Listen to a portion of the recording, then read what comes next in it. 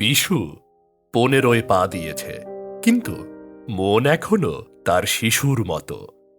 পড়াশুনোর নাম করলেই তার গায়ে আসে জ্বর, কিন্তু খেলাধুলো পেলে সে ভুলে যায় আহার এবং নিদ্রা। কেবলই কি খেলাধুলো? শহরতলিতে তাদের বাসা, সেখানে পরের বাগানে চুপি চুপি ঢুকে পাকা পাকা ফল চুরি করতেও সে মস্ত বড় ওস্তাদ হয়ে উঠেছে। কেবলই কি ফল চুরি?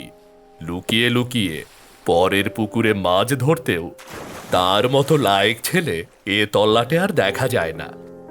কেবল খাবার আর শোবার সময়ে মনে পড়ে তার বাড়ির কথা। মাথার ওপরে বিধবা মা ছাড়া আর কোনো অভিভাবক নেই। তাতেই হয়েছে তার সাপের 5 পা। মায়ের বাধা নিষেধ সে গ্রাহ্যের মধ্যে আনে না। এই হল বিশুবাবুর একটুখানি পরিচয়।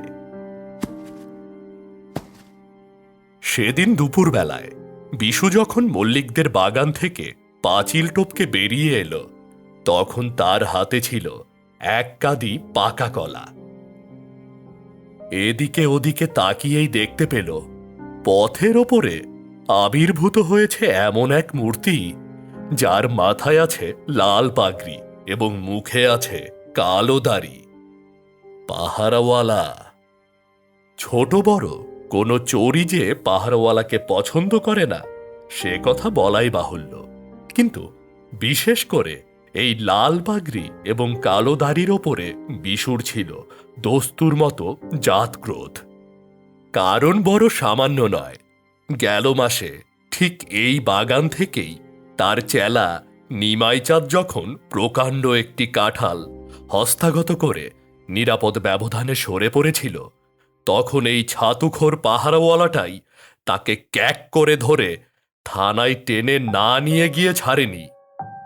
এত বড় অত্যাচার সহ্য করা অসম্ভব। এক লাফ মেরে বিশু অদৃশ্য হল পাশের কচু ঝোপের আড়ালে, এবং দৈব গতিতে সঙ্গে সঙ্গে তার হাতে ঠেকল একখানা ইটের অর্ধাংশ। বিশু ভাবল পাহারাওয়ালাটা নিশ্চয়ই তাকে দেখে ফেলেছে, নইলে পায়ে পায়ে কচু ঝোপের দিকে এগিয়ে আসছে কেন? কিন্তু আসলে পাহারাওয়ালা তখন নিজের বাঁ হাতের তালুতে খৈনি রেখে ডান হাতের বুড়ো আঙুল দিয়ে মর্দন করতেই ব্যস্ত ছিল। বিশুর টিকিটি পর্যন্ত দেখতে পায়নি।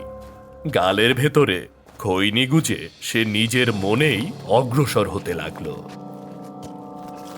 আচম্বিতে ছুটে এলো সেই ইষ্টকের অর্ধাংশ, এবং পাহারাওয়ালা ভাবল তার কপালের ওপরে হল বিনা মেঘে বজ্রপাত।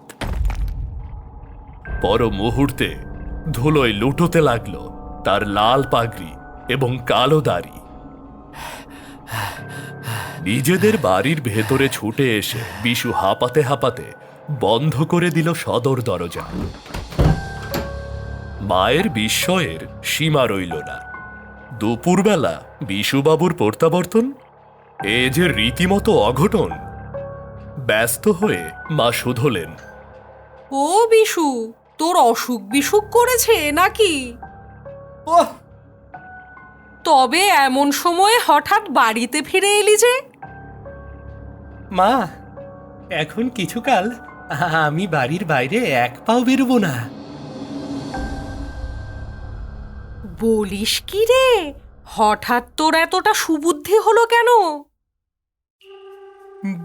বাইরে জুজুর ভয়। জুজুর ভয়? বিশু ভূতলসাই লাল পাগড়ির কাহিনী মায়ের কাছে খুলে বলল। এ যে সাপে বর। মা মনে মনে বলল, হে মা কালী, হে মা দুর্গা, বিশুর এই ভয় যেন স্থায়ী হয়।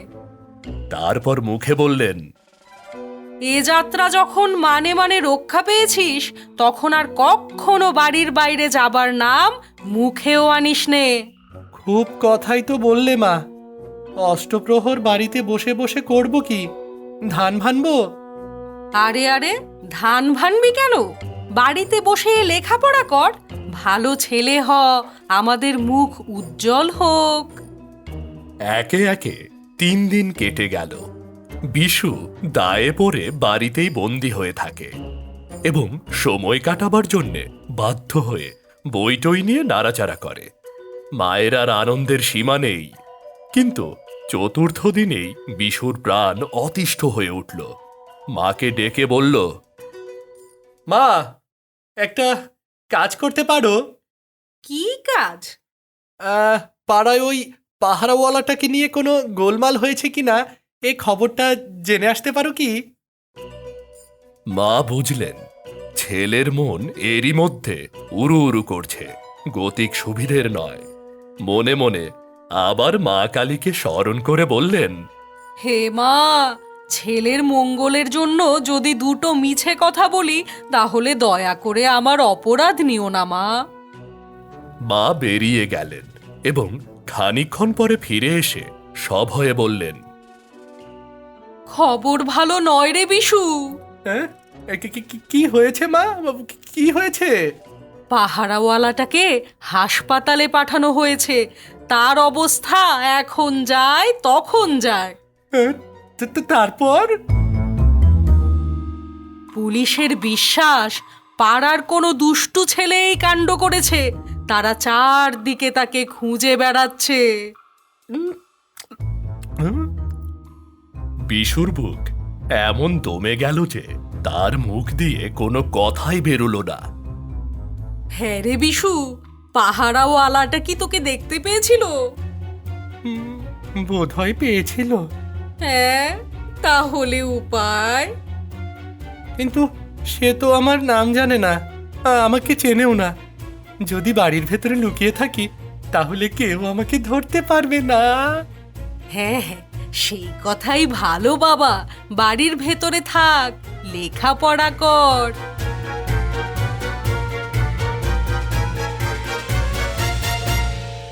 হঠাৎ বিশুর মতিগতির পরিবর্তন দেখে পাড়াপড়শিরা বিস্মিত। লোকের মুখে মুখে বিশুর সুখ্যাতি, কিন্তু সুখ্যাতি শুনে আর কতদিন চলে?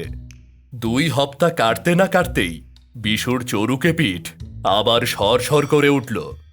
আবার সে মাকে ডেকে বলল, মা, ওই পাহারাওয়ালাটা কেমন আছে?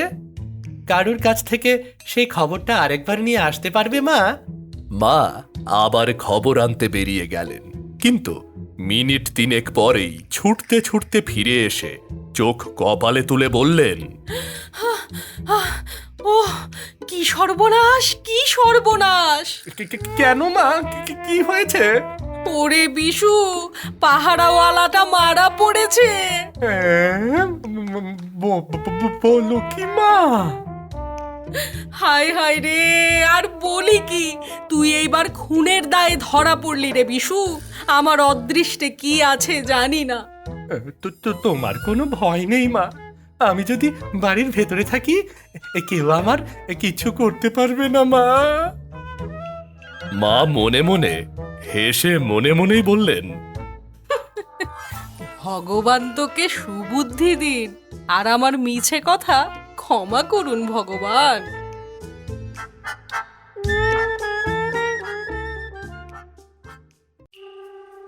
1 মাস কেটে গিয়েছে। বাইরের পৃথিবীর কথা বিশুর কাছে এখন প্রায় অতীতের স্বপ্নের মতো হয়ে উঠেছে। সেদিন সন্ধ্যাবেলায় মা রান্নাঘরে বসে চাকি বেলুন দিয়ে পরোটা বেলছেন। এমন সময়ে বিশু হুড়মুড় করে এসে ঠক ঠক করে কাঁপতে কাঁপতে মাটির ওপরে বসে পড়ল। দারুণ আতঙ্কে তার 2 চক্ষু বিস্ফারিত। মা সচমকে শুধোলেন, ও কি বিশু, তোর মুখ চোখ অমন ধারা কেন? আমি তাকে দেখেছি মা, সে আমাকে দেখা দিয়েছে মা। সে কি? তুই কাকে দেখেছিস রে? কে তোকে দেখা দিয়েছে? ওই পাহাড়ওয়ালা ভূতটা মা। আরে তুই কি পাগল হলি নাকি? না, পাগল হইনি। অনেকদিন বাড়িতে বন্ধ থেকে থেকে প্রাণটা বড় হাঁপিয়ে উঠেছিল গো। আজ ভাবলুম সন্ধ্যার আবছায়ায় গা ঢেকে চুপি চুপি গলির মোড়টা পর্যন্ত একটু ঘুরে আসি, কিন্তু খানিকটা এগুতে না এগুতেই গলির ঠিক মোড়ে গ্যাসের আলোতে কাকে দেখলুম জানো? কাকে? সেই যে মরা পাহাড়ওয়ালার ভূতটাকে। হতভাগা মরে গিয়েও আমাকে ভুলতে পারেনি। ভূত হয়ে প্রতিশোধ নেবার জন্য আমাকে খুঁজতে এসেছে। হয়তো এখনই বাড়ির ভেতরে সে হাজির হবে। আমি এখন কি করি মা? কোথায় লুকোই বলো দেখিনি। ও মা! বিশুকে তাড়াতাড়ি নিজের কোলের ভেতরে টেনে নিয়ে মা সান্ত্বনা দিয়ে বললেন, কোনো ভয় নেই, পাহারাওয়ালারা রাস্তায় থাকে, তাদের প্রেতাত্মাও রাস্তা ছেড়ে কারুর বাড়ির ভেতরে ঢুকতে পারে না। সেদিন থেকেই বাড়ি হলো বিশুর কাছে সুরক্ষিত দুর্গের মতো। তার এই ভ্রান্তি কতদিন স্থায়ী হয়েছিল জানি না, কিন্তু জুজুর ভয়ে দায়ে পড়ে কিছুদিন পড়াশোনা করতে করতে শেষটা সত্য সত্যই লেখাপড়ায় তার মন বসে গেল। লেখক এই গল্পে উল্লেখ করেছেন এখানে বিদেশি গল্পের সামান্য ছায়া আছে। ধন্যবাদ সবাইকে সম্পূর্ণ গল্প শোনার জন্য। আপনারা শুনছিলেন প্রখ্যাত সাহিত্যিক হেমেন্দ্র কুমার রায়ের লেখা ছোট গল্প জুজুর ভয়। গল্প পাঠে ছিলাম আমি দীপ্ত কর্মকার ও বিশেষ একটি চরিত্র মানে মায়ের চরিত্রে ছিলেন কেয়া চৌধুরী জয়ী। আমাদের আজকের গল্পটি কেমন লাগলো তা জানান কমেন্ট করে, আর আমাদের চ্যানেলটি সাবস্ক্রাইব করতেও কিন্তু ভুলবেন না। খুব শীঘ্রই দেখা হবে নতুন কোনো গল্প নিয়ে। আর আমাদের গল্প প্রচারিত হয় প্রতি শুক্রবার রাত 7:30 ধন্যবাদ সবাইকে, ভালো থাকবেন।